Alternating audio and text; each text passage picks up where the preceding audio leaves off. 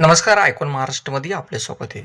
अखिल भारतीय ब्राह्मण महासंघाच्या वतीनं परशुराम महाराज जयंतीनिमित्त विविध सामाजिक व सांस्कृतिक कार्यक्रमाचे आयोजन करण्यात आल्याची माहिती सुधीर नाईक यांनी पत्रकार परिषदेत दिली. यावेळी सुचिता पालोदकर, अंजली गोरे, दिलीप लाड, दीपक कुलकर्णी, सुरेखा परवीकर, स्मिता नगरकर, नंदू अदवंत, गायत्री न्यायाधीश, सीमा नांदापूरकर, संदीप बेदरकर तसेच ॲडव्होकेट निखिल कुलकर्णी यांच्यासह मोठ्या प्रमाणात मान्यवरांची पत्रकार परिषदेला उपस्थिती होती. जे आहे अखिल भारतीय ब्राह्मण महासंघ यासाठी घेत आहे. यावर्षी परशुराम जन्मोत्सवाची जी मिरवणूक आहे ती यावर्षी समर्थनगरमधून निघणार आहे. श्रीराम मंदिरामधून दरवर्षी जी संस्थान गणपतीपासून निघते ती यावर्षी तिकडून निघणार आहे आणि ते सर्वसंमतीने झालेलं आहे. सर्वसंमतीने झालेलं आहे की ती मिरवणूक इकडून काढायची.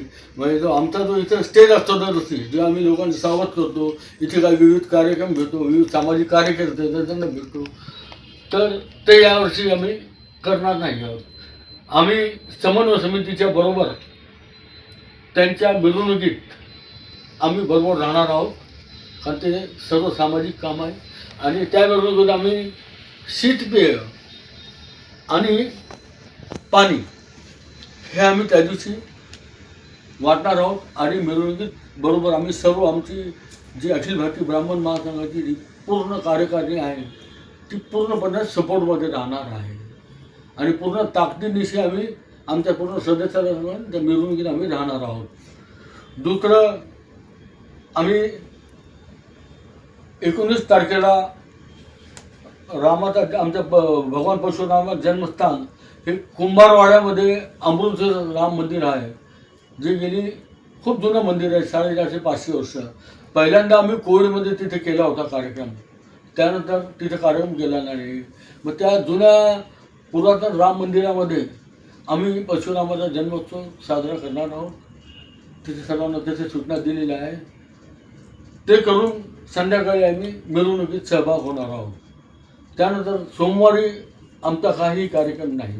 मंगळवारी मात्र आम्ही महाप्रसाद सर्व ढोल पथक, सामाजिक कार्यकर्ते, सर्व संघटना यांना बोलून आम्ही महाप्रसाद श्री समर्थ राम मंदिरामध्ये आम्ही महाप्रसाद ठेवलेला आहे. संध्याकाळी 7 ते 10 अशी तिची वेळ आहे. आणि त्याच ठिकाणी वधूवर पुस्तिकाने आम्ही मेळावा घेतला होता, त्या पुस्तिकेचं विमोचन करणार आहोत. त्याचबरोबर तिथं सांस्कृतिक आणि निबंध स्पर्धा आम्ही घेतल्या होत्या. आमच्याकडे 72 नावं निबंध स्पर्धेचे आले होते. त्यामध्ये आम्ही 2 बक्षिसं तिसऱ्या नंबरला विभागून देणार आहोत, 2 बक्षिसं दुसऱ्या नंबरला आणि 1 बक्षीस, असं 5 बक्षिसं आम्ही तिथे त्यांना प्रमाणपत्र आणि बक्षीस देणार आहोत. तसं बुद्धिबळ स्पर्धा आम्ही घेतल्या, त्याचं बक्षीस वितरण आम्ही त्याच दिवशी करून टाकलं होतं, कारण ते पोरं नंतर येत नाही. निबंध स्पर्धा, त्याचबरोबर तिथं सांस्कृतिक स्पर्धेमध्ये वेशभूषेमध्ये जे लहान बालके येतील, वय वर्ष 6 ते 10 अशांनाच आम्ही बोलवलेलं आहे. असे जे आमच्याकडे 27-28 नावं आलेली आहे, असे मुलं जे तिथे येऊन आपलं हे सादर करतील, परफॉर्मन्स सादर करतील, त्यांना पण आम्ही 3 बक्षिसं तिथेच आम्ही देणार आहोत. त्याचबरोबर आम्ही भगवान परशुरामांची PPT म्हणजे प्रोजेक्टरवर आम्ही तिथे पूर्ण चलचित्र त्यांची जीवनशैली तिथेच दाखवणार आहोत. आणि तिथं विघ्नेश पाठक म्हणून, विश्वेश्वर पाठक म्हणून हे परशुरामावर संभाषण करतील, भाषण करतील. त्यांच्याविषयी त्यांना विस्तृत माहिती आहे. त्यांनी काही नाटक पण लिहिलेले आहे आणि काही पाठ पण दिला, ते त्याविषयी तिथे सांगतील. आणि प्रोजेक्टरवर PPTवर आम्ही अशा प्रकारे आम्ही आमचा पूर्ण प्रोग्राम ठरवला आहे. पूर्ण संघटना, ढोल पथक संघटना आणि आमचे काही कार्यकर्ते जे सामाजिक कार्यकर्ते आहे त्यांचा तिथे बोलवणार आहोत. ते स्वतः तिथे येणार आहे. सर्वांनी मला अशी हमी दिलेली आहे. त्यामध्ये अभिषेक नाना, या कार्यक्रमाला प्रमुख पाहुणे म्हणून कोणाची उपस्थिती लाभणार आहे? आता काही 4 प्रमुख पाहुणे आम्ही ठरवलेली आहे. 4 प्रमुख पाहुणे, तर त्यापैकी EP अमोल सातोडकर म्हणून आहे, ॲडव्होकेट विश्वेश ठाणेकर आहे, त्याचबरोबर मनोज जोशी म्हणून आहे, आणि समन्वय समितीचे जे अध्यक्ष आहे मिलिंद दामोदरे ते पण आमच्याबरोबर आहे.